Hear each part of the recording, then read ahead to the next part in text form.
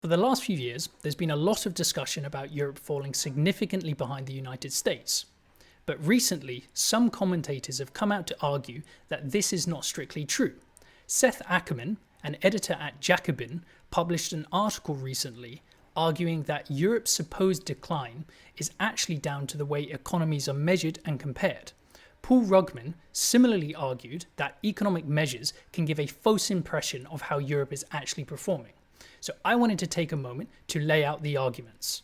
Just for some context, GDP is simply the total value of goods and services produced in an economy over a year, which gives a rough idea of how prosperous a country is. However, because countries use different currencies and market exchange rates fluctuate, comparing how prosperous countries are can be difficult.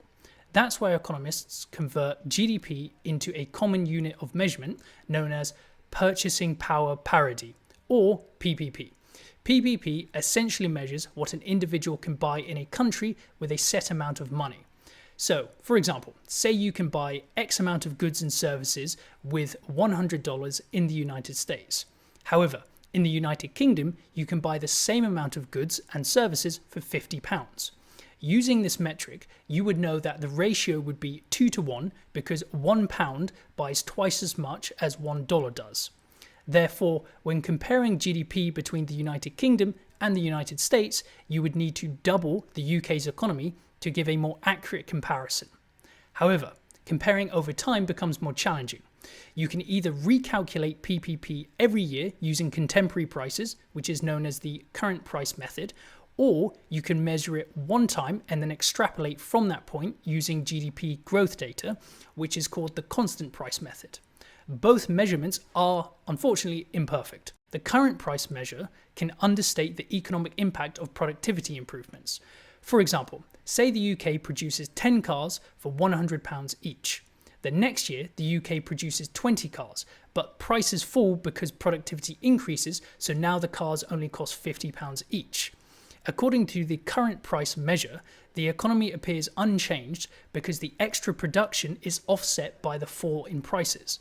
But in physical terms, the country has doubled the number of cars it produces, so the impact of productivity on the economy is missed. This is why economists often use the constant price method when measuring economic growth. However, the constant price measure also has limitations.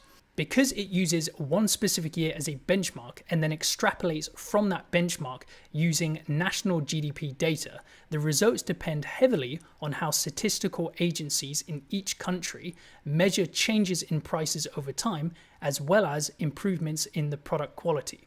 For example, official US statistics estimated that television prices fell by around 85% between 2005 and 2015.